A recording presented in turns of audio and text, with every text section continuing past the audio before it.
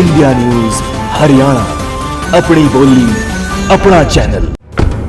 प्रदेश की सभी 10 सीटों का सटीक विश्लेषण। अब तक कौन आगे कौन पीछे, किसकी प्रतिष्ठा लगी है दांव पर, कौन देगा चौंकाने वाले नतीजे। इंडिया न्यूज हरियाणा की विशेष कवरेज, मीडिया जगत के बड़े पत्रकारों की निष्पक्ष और बेबाक राय। शाम 7 बजे देखिए सबसे बड़ा चुनाव विश्लेषण लाइव।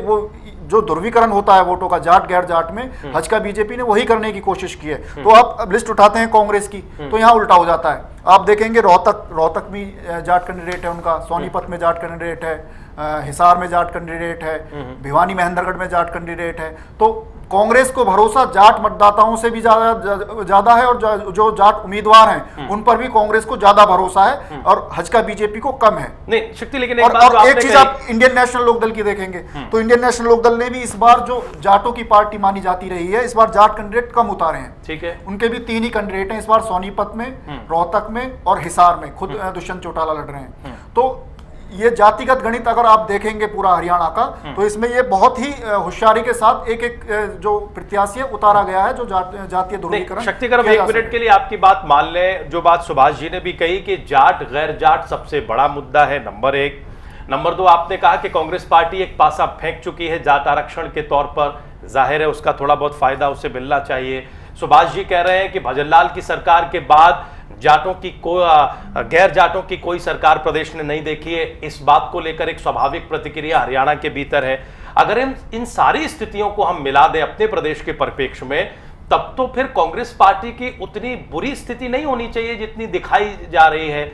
कांग्रेस पार्टी उतनी कमजोरी की हालत में भी नहीं है, चाहे लाख नरेंद्र मोदी की लहर के दावे किए जाए। शक्ति जो बिल्कुल, जो हरियाणा की जो राजनीति है वो चौपालों से चलती है, गांव से चलती है, और जो हुक्का होता है चौधरियों का, वो जिस तरफ घूम जाता है, जिस रंग का धुआं सुक्के से निकलने लगता है, उसी तरफ ध्रुवीकरण वोटों का होता रहा है। जैसा आप देखेंगे कि यहाँ पर सबसे ज्यादा वोट जाट समुदाय के, जाट बिरादरी की सबसे ज्यादा वोट है हरियाणा में। ठीक, वो 30% के आसपास है, और विधायक भी हर बार 25 से 30, 90 में से बनते रहे हैं, और एमपी भी ज्यादा से ज्यादा जाट बिरादरी से ही जाट के आते रहे हैं जीत कर। लेकिन देखेंगे कि आप उसके बाद जो नंबर आता है पंजाबी समुदाय का, जितने भी बड़े शहर हैं हरियाणा के, सब में पंजाबी समुदाय जाति के लोग सबसे ज्यादा हैं। लेकिन आप देखेंगे टिकटों के वितरण में कांग्रेस ने एक भी पंजाबी को टिकट नहीं दिया, यहाँ पर उनको दरकिनार किया गया है। हज का बीजेपी का देखेंगे तो लास्ट में वो कहीं से फिर जो दिल्ली के जो बड़े पत्रकार हैं उनको वहां पर ले जाया गया, करनाल में। जी। और ऐसे ही इनेलो का देखेंगे तो यहाँ भी टोटा है, यहाँ भी दिल्ली से आर के आनंद पंजाबी नेता हैं, उनको पंजाबी नेता के तौर पर प्रोजेक्ट किया गया। आप देखेंगे जिस तरह से एक जाति विशेष जाट समुदाय ने जिस तरह से हरियाणा की राजनीति पे कब्जा किया, और तमाम जिस तरह से उन्होंने ध्रुवीकरण वोटों का हमेशा करते रहे हैं, और पूरी पकड़ जिस तरह से जाट समुदाय की है, संख्या में इतने ज्यादा नहीं है, पंजाबी और जाट वोटर बिल्कुल क्लोज हैं संख्या बल के हिसाब से, लेकिन संसाधनों पर, राजनीति पर जाट समुदाय का कब्जा है। उसकी वजह यही रही है क्योंकि शुरू से ही इनके मुख्यमंत्री और राजनीति में बहुत बड़ा कब्जा इनका रहा है, और जो जितनी भी नौकरियां यहाँ पर आवंटित होती हैं या कोई टेंडर निकाले जाते हैं वो भी जाट समुदाय को जाते हैं। लेकिन जिस तरह से अचानक से इतनी मजबूत जाति मानी जाती है हरियाणा में, जाट जो सबसे मजबूत हैं, उनको जिस तरह से आरक्षण दिया गया, उससे कहीं ना कहीं लोगों में थोड़ा बहुत आक्रोश जरूर है, और उसका असर गैर जाटों में, इस बात का गैर जाटों में उसका असर है, क्योंकि हर तरह से मजबूत होते हुए भी आप आरक्षण भी ले रहे हैं और आप हर तरह से मजबूत भी हैं। लेकिन जाटों में तो इस बात को लेकर सिंपैथी होगी कि भाई कांग्रेस सरकार ने हमें आरक्षण दिया है, हम इस बार कांग्रेस सरकार को ही वोट देंगे। क्या आरक्षण देने के बावजूद कांग्रेस को कुछ मिलने नहीं जा रहा है? नहीं, इसमें भी देखने वाली बात यह है कि जो जाट जाति है वो वहां पर सत्ता की आदी रही है, वो लोग उसके साथ होते हैं जिसकी सत्ता उनको दिखाई देती है। अभी नरेंद्र मोदी का थोड़ा बहुत फैक्टर काम कर रहा है, तो वहां पर लोग ये सोच रहे हैं कि कहां पर लाल बत्ती मिल सकती है, कहां पर काम निकाले जा सकते हैं, और किसकी सत्ता आने वाली है। वो मजबूत लोग हैं, वो हमेशा उस तरफ जाने की कोशिश करते हैं। सुभाष जी कुछ कहना चाहते हैं? शक्ति बस आ रहे हैं आपके शक्ति पास। जी की बात से बिल्कुल सहमत हूं कि चाहे कांग्रेस हो या इनेलो हो, इन दोनों पार्टियों ने, या पहले इसे हरियाणा विकास पार्टी थी बंसीलाल जी की, इन तीनों पार्टियों ने अपने समय में जब जब टिकटों का वितरण किया तो जाटों को ही महत्व दिया, अदर कास्ट को इन्होंने कभी महत्व दिया ही नहीं है। ठीक। यही कारण है कि कहते हैं कि 25 जाट जीत गए या इतने जीत गए। जब भाई टिकट ही आप उन्हीं को दोगे तो वही जीतेंगे, जीतेंगे, और स्वाभाविक। क्या है। दूसरी जातियों को तो उन्होंने राजनीतिक उनकी हत्या की है। और एक और बात आपको खास देखिए कि हरियाणा के अंदर दलितों का नेता होता थे, आज दलितों का कोई ऐसा बड़ा नेता नहीं है जिसको आप कह सको कि भाई ये दलितों का नेता है, जो दलित खड़ा होकर वोट मांग सके। आज पंजाबियों का कोई नेता नहीं हरियाणा के अंदर, एसी चौधरी वगैरह, बलबीर पाल शाह या धर्मवीर गाभा जो अपना कभी दम भरा करते थे, आज उनका कोई हाशिए पर चले गए हैं। इसी तरह वेस्ट समुदाय में चले जाए, लाला बनारसी दास हुआ करते थे, चीफ मिनिस्टर रहे हरियाणा के,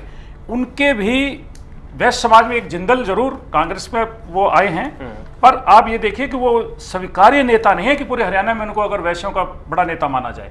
किसी भी समुदाय के बड़े नेता को पनपने नहीं दिया गया। हरियाणा के अंदर जाट राजनीति इतनी हावी रही है कि उन्होंने अदर समुदायों के सारे नेता ही खत्म कर दिया और हाशिए पर भेज दिया। केजी सुरेश जी, क्या इस चुनाव में भी हम जाट राजनीति को हावी होते देखेंगे? नंबर 1। और नंबर 2, जो बात अभी सुभाष जी ने उठाई थी कि क्या सत्ता से दूर रहते हुए जाट समुदाय इतना ज्यादा आक्रामक है कि वो मोदी की लहर को भी मोड़ दे हरियाणा में? इसमें 2-3 बातें हैं।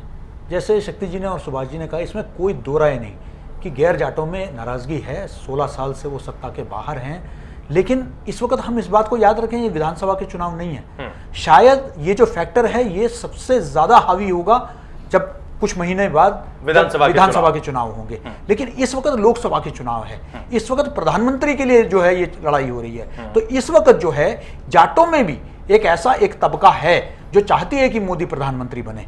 तो मुझे लगता है कि वो बड़ा क्रूशियल फैक्टर है। इस बात को हम ना भूलें कि इसमें 2-3 और पहलू है जिसको नजरअंदाज हम नहीं कर सकते। उसमें एक है कि आपके ये जो चतुष्कोणीय जो बना है, इसमें आपका जो आम आदमी पार्टी है, इसके आने से दलित जो वोट है वो कांग्रेस से खिसका है। दलित आज बड़े पैमाने पर जो है झाड़ू के साथ अपने आप को आइडेंटिफाई करता है।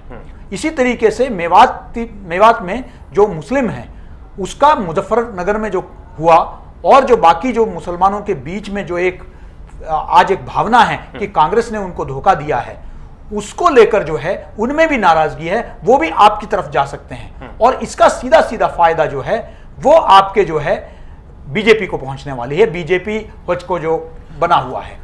और इसमें एक और फैक्टर है, हम इस बात को न भूलें कि कहीं ना कहीं बिल्कुल एक अंडर करंट ऐसे संगठन जो राजनीतिक नहीं है, लेकिन जिस तरीके से आपके बाबा रामदेव के संगठन हैं, वो जिस तरीके से आज काम कर रहे हैं घर घर में, पूरे प्रदेश में, दिल्ली में, पूरे देश भर में ये काम कर रहे हैं, इसका भी कहीं ना कहीं जो है एक, जिस तरीके से हमने ज्यादा मीडिया में उसको देखा नहीं, लेकिन ये हकीकत है, गांव गांव, कस्बे कस्बे में ये जो लोग हैं ये गए हैं और ये काम कर रहे हैं, और उसका भी अपना एक महत्व, अपना एक प्रभाव जरूर रहेगा। ठीक है। राजीव एक बात जोड़ता हूँ इसमें, मैं राजीव इसमें एक बात जोड़ता हूँ कि जैसे आप कह रहे हैं कि जातिगत मुद्दे टूटेंगे नहीं टूटेंगे, एक सवाल ये खड़ा होता है कि इंडियन नेशनल लोकदल ने 6-7 महीने पहले बिना शर्त नरेंद्र मोदी को अपना समर्थन दे दिया जी।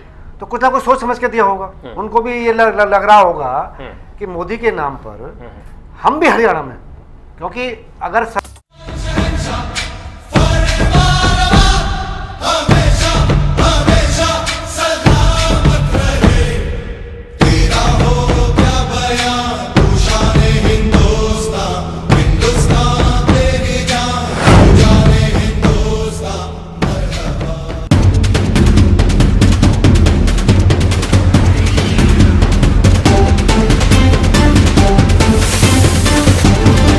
इंडिया न्यूज हरियाणा, अपनी बोली अपना चैनल।